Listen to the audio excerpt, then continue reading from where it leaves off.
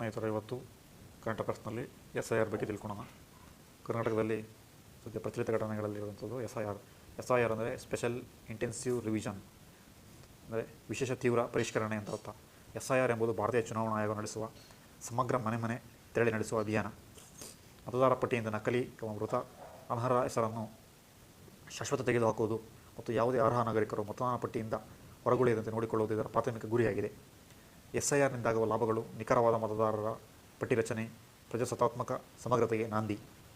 SIRನಲ್ಲಿ booth ಮಟ್ಟದ ಅಧಿಕಾರಿಗಳು ಅಂದರೆ ಬೂತ್ ಲೆವೆಲ್ ಆಫೀಸರ್ಸ್ ಮನೆಗೆ ತೆರಳಿ ವಿಶೇಷವಾಗಿ 2002ರ ಮತದಾನ ಪಟ್ಟಿಯಂತಹ ಐತಿಹಾಸಿಕ ಆಧಾರ ಕಂಡುಬರದಿದ್ದರೆ ದಾಖಲೆ ಪರಿಶೀಲಿಸಿ ಗಣತಿ ನಮೂನೆ ಮಾಡುತ್ತಾರೆ ಅಥವಾ ಗಣತಿ ನಮೂನೆ ನವೀಕರಿಸುತ್ತಾರೆ. ನಂತರ ಮತದಾರ ಪಟ್ಟಿ ಪ್ರಕಟಣೆಗೂ ಮುನ್ನ ನಾಗರಿಕರು ತಿದ್ದುಪಡಿ ಆಕ್ಷೇಪ ಸಲ್ಲಿಸಲು ಕರಡು ಪಟ್ಟಿ ಪ್ರಕಟಿಸಲಾಗುತ್ತದೆ. ತದನಂತರ ಎಲೆಕ್ಷನ್ ವೋಟರ್ ID ಕಾರ್ಡನ್ನು ಪ್ರಕಟಿಸಲಾಗುತ್ತದೆ. ಎರಡನೇ ಪ್ರಶ್ನೆ, ನರೇಂದ್ರ ಮೋದಿ ಬಗ್ಗೆ ತಿಳಿಸಿ. ಇತ್ತೀಚೆಗೆ ನರೇಂದ್ರ ಮೋದಿ ಪಡೆದಿರುವಂತಹ ಪ್ರಶಸ್ತಿಗಳ ಬಗ್ಗೆ ನೋಡ್ತಾ ಹೋಗೋಣ. ನರೇಂದ್ರ ಮೋದಿ ಅವರು ಇದುವರೆಗೆ ಒಟ್ಟು 34 ಅಂತಾರಾಷ್ಟ್ರೀಯ ಗೌರವ ಪ್ರಶಸ್ತಿಯನ್ನು ಅಥವಾ ವಿವಿಧ ದೇಶಗಳ ನಾಗರಿಕ ಪ್ರಶಸ್ತಿಯನ್ನು ಪಡೆದಿರುತ್ತಾರೆ. ರೀಸೆಂಟ್ 30ನೇ ಅಂತಾರಾಷ್ಟ್ರೀಯ ಪ್ರಶಸ್ತಿ ಸೆಷಲ್ಸ್ ದೇಶವು ನೀಡಿರುವ ಪ್ರಶಸ್ತಿಯಾಗಿದೆ. ಸೆಷಲ್ಸ್ ದೇಶದ ನಾಗರಿಕ ಪ್ರಶಸ್ತಿ guardian of the blue horizon. ಈ ಪ್ರಶಸ್ತಿಯನ್ನು ಪರಿಸರ ಸಂರಕ್ಷಣೆ, ಸುಸ್ಥಿರ ಅಭಿವೃದ್ಧಿಗಾಗಿ ನೀಡಲಾಗಿದೆ. ಸ್ಲೋವಾಕಿಯಾದ the order of the white double cross ಪ್ರಶಸ್ತಿ ಇನ್ನು ಪ್ರಧಾನಿ ನರೇಂದ್ರ ಮೋದಿ ಅವರು ಸ್ವೀಕರಿಸಿದ್ದಾರೆ. ಇದು 29ನೇ ಪ್ರಶಸ್ತಿಯಾಗಿದೆ. ಯುನೈಟೆಡ್ ನೇಷನ್ ಆರ್ಗನೈಸೇಷನ್ ವಿಶ್ವಸಂಸ್ಥೆಯು ಆಹಾರ ಮತ್ತು ಕೃಷಿ ಸಂಸ್ಥೆಯು ಅಗ್ರಿಕೋಲಾ ಪ್ರಶಸ್ತಿಯನ್ನು ನೀಡಿದೆ. ಇಸ್ರೇಲ್ ದೇಶವು ಸ್ಪೀಕರ್ ಆಫ್ ಸೆನೆಟ್ ಮಡಾರ್. ಸ್ವೀಡನ್ ದೇಶವು royal order of polar star. Mauritius ದೇಶವು star and ray of Indian ocean.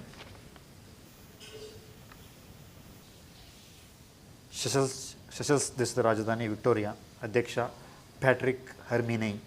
ಸ್ಲೋವಾಕಿಯಾದ ರಾಜಧಾನಿ ಬ್ರಾಟಿಸ್ಲಾವಾ. ಅಧ್ಯಕ್ಷ ಪೀಟರ್ ಪೆಲೆಗ್ರಿನಿ.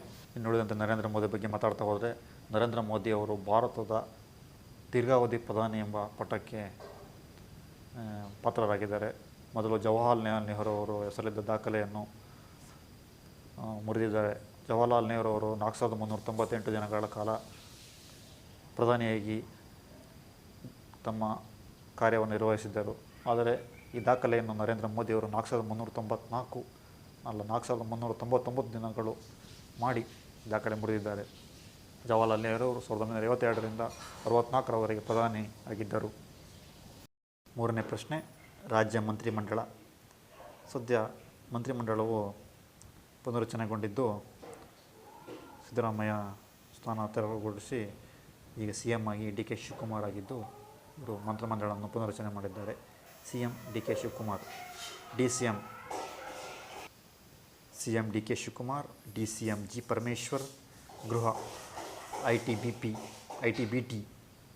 ಪ್ರಿಯಾಂಕ್ ಖರ್ಗೆ, ಆಹಾರ ಮತ್ತು ನಾಗರಿಕ ಸರಬರಾಜು ಮತ್ತು ಗ್ರಾಹಕ ವ್ಯವಹಾರಗಳ ಇಲಾಖೆ C ಮುನಿಯಪ್ಪ, ಶಕ್ತಿ ವಿದ್ಯುತ್ ಇಂಧನ KJ ಜಾರ್ಜ್, ಲೋಕೋಪಯೋಗಿ ಸತೀಶ್ ಜಾರಕಿಹೊಳಿ, ಆರೋಗ್ಯ UT ಖಾದರ್, ಸಾರಿಗೆ ಬೆರತಿ ಸುರೇಶ್, ಗ್ರಾಮೀಣಾಭಿವೃದ್ಧಿ ಮತ್ತು ಪಂಚಾಯತ್ ರಾಜ್ ಈಶ್ವರ್ ಖಂಡ್ರೆ, ವೈದ್ಯಕೀಯ ಶಿಕ್ಷಣ ಮತ್ತು ಕೌಶಲ್ಯ ಅಭಿವೃದ್ಧಿ ಶರಣ್ ಪ್ರಕಾಶ್ ಪಾಟೀಲ್. 11 ಕರ್ನಾಟಕ ನಗರ ನೀರು ಸರಬರಾಜು ಯತೀಂದ್ರ ಸಿದ್ದರಾಮಯ್ಯ, ಬೃಹತ್ ಮತ್ತು ಮಧ್ಯಮ ಕೈಗಾರಿಕೆ MB ಪಾಟೀಲ್. 13 ಗ್ರೇಟರ್ ಬೆಂಗಳೂರು ಪ್ರಾಧಿಕಾರ ಕೃಷ್ಣ ಬೈರೇಗೌಡ. ಸೂಚ್ಯಂಕಗಳು ಇಂಡೆಕ್ಸ್. ಪ್ರಶ್ನೆಯಾಗಿ ಕ್ರಮ ಸಂಖ್ಯೆಗಳು, ಸೂಚ್ಯಂಕಗಳು, ಭಾರತದ ಸ್ಥಾನ, ಮೊದಲ ಸ್ಥಾನ, ವರದಿ ಜಾರಿ ಮಾಡುವವರು, ಹೀಗೆ ಟೈಟ್ಲಿ ಕೊಟ್ಕೊಂಡು ಪಾಯಿಂಟ್ಸ್ ಮಾಡ್ಕೊಂಡಿದ್ವಿ. ಮೊದಲನೇದು ಜಾಗತಿಕ ಶಾಂತಿ ಸೂಚ್ಯಂಕ. ಭಾರತದ ಸ್ಥಾನ 127, ಅಂದರೆ ಪೀಸ್ ಇಂಡೆಕ್ಸ್. ಭಾರತ ಸ್ಥಾನ 127. ಮೊದಲ ಸ್ಥಾನ ಐಸ್ಲ್ಯಾಂಡ್. ವರದಿ ಜಾರಿ ಮಾಡುವವರು IEP, institute of economics and peace, Sydney ಸ್ಥಳದವರು. ಸೆಕೆಂಡ್ ಶಕ್ತಿ ಸೂಚ್ಯಂಕ, ಅಂದರೆ ಎನರ್ಜಿ ಇಂಡೆಕ್ಸ್. ಭಾರತ ಸ್ಥಾನ 70. ಮೊದಲ ಸ್ಥಾನ ಸ್ವೀಡನ್. ಜಾರಿ ಮಾಡುವವರು WEF, ಅಂದರೆ ವರ್ಲ್ಡ್ ಎಕನಾಮಿಕ್ ಫೋರಮ್ ಅವರು. Third one Henley passport index. Bharat ಸ್ಥಾನ 78. ಮೊದಲ ಸ್ಥಾನ ಸಿಂಗಾಪುರ. ನಾಲ್ಕನೇದು ವಿಶ್ವ ಪತ್ರಿಕಾ ಸ್ವಾತಂತ್ರ್ಯ, world press freedom index 157. Bharat ಸ್ಥಾನ. ಮೊದಲ ಸ್ಥಾನ ನಾರ್ವೆ. ವರದಿ ಜಾರಿ ಮಾಡುವವರು ರಿಪೋರ್ಟರ್ಸ್ ವಿತೌಟ್ ಬಾರ್ಡರ್ 5 ಭಯೋತ್ಪಾದನಾ ಸೂಚ್ಯಂಕ ಮೊದಲ ಸ್ಥಾನ ಪಾಕಿಸ್ತಾನ, ಭಾರತದ ಸ್ಥಾನ 13ನೇ ಸ್ಥಾನ. ಇದನ್ನು ಜಾರಿ ಮಾಡುವವರು IEP ಅಂದರೆ institute of economics and peace. 6ನೇ ಪಾಯಿಂಟ್ ವಿಶ್ವ ಸಂತೋಷ ಸೂಚ್ಯಂಕ ಭಾರತ 116ನೇ ಸ್ಥಾನ, ಮೊದಲ ಸ್ಥಾನ ಫಿನ್ಲ್ಯಾಂಡ್. ವರದಿ ಜಾರಿ ಮಾಡುವವರು ಯುನೈಟೆಡ್ ನೇಷನ್ ಆರ್ಗನೈಜೇಷನ್ ಮತ್ತು ಆಕ್ಸ್ಫರ್ಡ್ ವೆಲ್ ಬೀಯಿಂಗ್ ರಿಸರ್ಚ್ ಸೆಂಟರ್ನವರು. 7 ಭ್ರಷ್ಟಾಚಾರ ಸೂಚ್ಯಂಕ ಭಾರತದ ಸ್ಥಾನ 91, ಮೊದಲ ಸ್ಥಾನ ದಕ್ಷಿಣ ಸುಡಾನ್. ಮೊದಲ ಸ್ಥಾನ ಭ್ರಷ್ಟಾಚಾರ ಸೂಚ್ಯಂಕದಲ್ಲಿ ದಕ್ಷಿಣ ಸುಡಾನ್. ವರದಿ ಜಾರಿ ಮಾಡುವವರು ಟ್ರಾನ್ಸ್ಪರೆನ್ಸಿ ಇಂಟರ್ನ್ಯಾಷನಲ್. ಕರೆಂಟ್ ಅಫೇರ್ಸ್ ಸಮ್ಮೇಳನಗಳು, ಸಮಿಟ್ಸ್. ವಿವಿಧ ಆರ್ಥಿಕ ಸಂಘಟನೆಗಳು ವಿಶ್ವದಾದ್ಯಂತ ಒಂದೊಂದು ದೇಶಗಳಲ್ಲಿ ಪ್ರತಿ ವರ್ಷ ನಡೆಸುವಂಥ ಒಂದು ಸಮಿಟ್ಸ್ಗಳನ್ನು ಈ ವಿಡಿಯೋದಲ್ಲಿ ನೋಡ್ತಾ ಹೋಗೋಣ. ಮೊದಲನೇದು ಬ್ರಿಕ್ಸ್ 18ನೇ ಆವೃತ್ತಿ 2026ರಲ್ಲಿ ಭಾರತದ ನವದೆಹಲಿಯಲ್ಲಿ ನಡೀತದೆ. ಬ್ರಿಕ್ಸ್ನ ಸದಸ್ಯ ರಾಷ್ಟ್ರಗಳು 10. ಬ್ರಿಕ್ಸ್ನ ಸ್ಥಾಪನೆ 2006. ಮೊದಲ ಸಮ್ಮೇಳನವು 2009ರಲ್ಲಿ ರಷ್ಯಾದಲ್ಲಿ ನಡೆಯಿತು. 17ನೇ ಸಮ್ಮೇಳನ ಬ್ರೆಜಿಲ್ನಲ್ಲಿ ನಡೆಯಿತು. ನೆಕ್ಸ್ಟ್ 2ನೇ ಸಮ್ಮೇಳನ G20 ಆವೃತ್ತಿ 21ನೇ ಆವೃತ್ತಿ. ನಡೆಯುವ ಸ್ಥಳ USA ಮಿಯಾಮಿ. G20ಯ ಸದಸ್ಯ ರಾಷ್ಟ್ರಗಳು 21. ಅದರಲ್ಲಿ 19 ಯುರೋಪಿಯನ್ ಯೂನಿಯನ್ ರಾಷ್ಟ್ರಗಳು ಪ್ಲಸ್ 19 ರಾಷ್ಟ್ರಗಳು ಪ್ಲಸ್ ಯುರೋಪಿಯನ್ ಯೂನಿಯನ್ ಸಂಘಟನೆ ಪ್ಲಸ್ ಆಫ್ರಿಕನ್ ಯೂನಿಯನ್ ಸಂಘಟನೆ. ಹೀಗೆ 19 ರಾಷ್ಟ್ರಗಳು ಪ್ಲಸ್ ಒಂದು ಯುರೋಪಿಯನ್ ಯೂನಿಯನ್ ಪ್ಲಸ್ ಒಂದು ಆಫ್ರಿಕನ್ ಸಂಘಟನೆ ಸೇರಿ 21 ರಾಷ್ಟ್ರಗಳು ಈ G20ಯಲ್ಲಿ ಬರುತ್ತವೆ. ಈ G20ಯ ಮಹತ್ವ 85% ಆಫ್ ಜಾಗತಿಕ GDP, 75% ಆಫ್ ಅಂತಾರಾಷ್ಟ್ರೀಯ ವ್ಯಾಪಾರ, 65% ಆಫ್ ಜನಸಂಖ್ಯೆ ಅಂದರೆ 2/3 ಜನಸಂಖ್ಯೆಯನ್ನು ಈ G20 ಒಳಗೊಂಡಿದೆ. ಮುಂದಿನ 3ನೇ ಸಮ್ಮೇಳನ G7 52ನೇ ಆವೃತ್ತಿ ಫ್ರಾನ್ಸ್ನಲ್ಲಿ ನಡೀತದೆ. ಸದಸ್ಯ ರಾಷ್ಟ್ರಗಳು 7. ಸದಸ್ಯ ರಾಷ್ಟ್ರಗಳನ್ನು ಈ ಕೋಡ್ ಮುಖಾಂತರ ಅಧ್ಯಯನ ಮಾಡುತ್ತವೆ. GF ಅಂದರೆ Germany, USA, Italy, Canada, England, Japan and France ಎಂಬುದಾಗಿ ಅಧ್ಯಯನ ಮಾಡುತ್ತೇವೆ. 4ನೇ ಸಮ್ಮೇಳನ AA ಸಮ್ಮೇಳನ ಆರ್ಟಿಫಿಷಿಯಲ್ ಇಂಟೆಲಿಜೆನ್ಸ್ ಸಮ್ಮೇಳನ 2027 ಜಿನೀವಾದಲ್ಲಿ ನಡೀತದೆ. ಸ್ವಿಟ್ಜರ್ಲ್ಯಾಂಡ್ನ ಜಿನೀವ್. ಈ 2028 UAEಯಲ್ಲಿ ನಡೀತದೆ. ಮುದ್ರಾ ಯೋಜನೆ.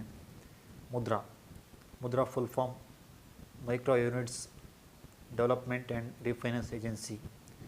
ಮುದ್ರಾ ಯೋಜನೆಯ ಆರಂಭ ಏಪ್ರಿಲ್ 8, 2015. ಮುದ್ರಾ ಯೋಜನೆಯಲ್ಲಿ 4 ಹಂತ ಅಥವಾ 4 ರೀತಿಯ ಯೋಜನೆಗಳಿವೆ. ಅದರಲ್ಲಿ ಫಸ್ಟ್ ಶಿಶು 50,000 ತನಕ, ಸೆಕೆಂಡ್ ಕಿಶೋರ 50,000ದಿಂದ 5 ಲಕ್ಷ ತನಕ, ಥರ್ಡ್ ತರುಣ 5 ಲಕ್ಷದಿಂದ 10 ಲಕ್ಷ ತನಕ, ಫೋರ್ತ್ ತರುಣ ಪ್ಲಸ್ 10 ಲಕ್ಷದಿಂದ 20 ಲಕ್ಷ ತನಕ. ತರುಣ ಪ್ಲಸ್ ಅನ್ನೋದು ಹೊಸ ಯೋಜನೆಯಾಗಿದೆ. ಮುದ್ರಾ ಯೋಜನೆಯಲ್ಲಿ 4 ರೀತಿ ಲೋನ್ಗಳನ್ನು ಕೊಡುತ್ತಾರೆ. ಅಂದರೆ ಶಿಶು, ಕಿಶೋರ, ತರುಣ ಮತ್ತು ತರುಣ ಪ್ಲಸ್ 4 ಕ್ಯಾಟಗರಿಯಲ್ಲಿ ಲೋನ್ಗಳನ್ನು ಕೊಡುತ್ತಾರೆ. ಈ ಯೋಜನೆಯನ್ನು ಹಣಕಾಸು ಇಲಾಖೆ ಅಡಿ ಬರುತ್ತದೆ. ಮುದ್ರಾ ಯೋಜನೆಯು ಹಣಕಾಸು ಇಲಾಖೆ ಅಡಿ ಬರುತ್ತದೆ. ಮುದ್ರಾ ಯೋಜನೆಯನ್ನು ಯಾರ್ಯಾರಿಗೆ ನೀಡಲಾಗುತ್ತದೆ ಅಂದರೆ ಸಣ್ಣ ಮತ್ತು ಸೂಕ್ಷ್ಮ ಉದ್ಯಮಿಗಳಿಗೆ ಆರ್ಥಿಕ ನೆರವು ನೀಡುವ ಮೂಲಕ ಅವರನ್ನು ಸಬಲೀಕರಣಗೊಳಿಸುವುದಾಗಿದೆ. ಮುದ್ರಾ ಯೋಜನೆಯು 2014 ನಂತರ ನರೇಂದ್ರ ಮೋದಿ ಸರ್ಕಾರ ಬಂದ ನಂತರ ಈ ಹಣಕಾಸುಗಳನ್ನು ನೆರವು ನೀಡಿ ಸಣ್ಣ ಮತ್ತು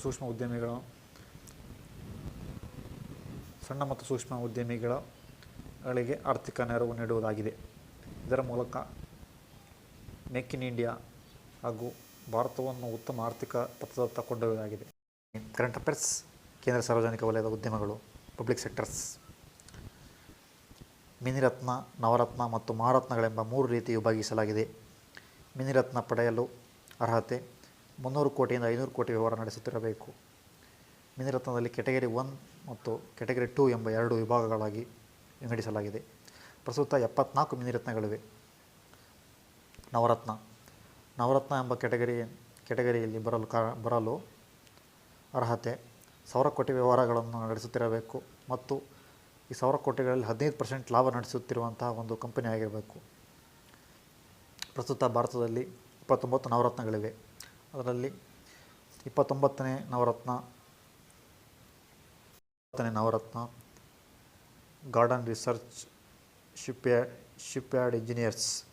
28ನೇದು Chennai petroleum corporation limited CPCL, Chennai petroleum corporation limited. ಪ್ರಸ್ತುತ 29 ನವರತ್ನಗಳಿವೆ. ಮಹಾರತ್ನ ಅರ್ಹತೆ ಪಡೆಯಲು 5,000 ಕೋಟಿ ವ್ಯವಹಾರ ನಡೆಸುವ ಉದ್ಯಮಗಳಾಗಿರಬೇಕು. ಪ್ರಸ್ತುತ ಭಾರತದಲ್ಲಿ 14 ಮಹಾರತ್ನಗಳಿವೆ. 14ನೇ ಮಹಾರತ್ನ HAL 1940ರಲ್ಲಿ ಸ್ಥಾಪನೆಯಾಯಿತು. ಹೀರಾಲಾಲ್ ಮತ್ತು ಸಹೋದರರು HAL ಅನ್ನು ಸ್ಥಾಪಿಸಿದರು. ಮೊದಲ ಮಹಾರತ್ನ ಸ್ಥಾನಮಾನ ಪಡೆದ ಉದ್ಯಮ NTPC, national thermal power corporation. ಹಣಕಾಸು ಇಲಾಖೆಯು ಈ ಮಿನಿರತ್ನ, ನವರತ್ನ ಮತ್ತು ಮಹಾರತ್ನ ಎಂಬ ಸ್ಥಾನಮಾನ ನೀಡುವ ಇಲಾಖೆಯಾಗಿದೆ. ಹಾಗೆ ಎಕನಾಮಿಕ್ಸ್ನಲ್ಲಿ ಈ ಮಿನಿರತ್ನ, ನವರತ್ನ, ಮಹಾರತ್ನಗಳು ಇಂಪಾರ್ಟೆಂಟ್ ಟಾಪಿಕ್ಸ್ಗಳಾಗಿವೆ.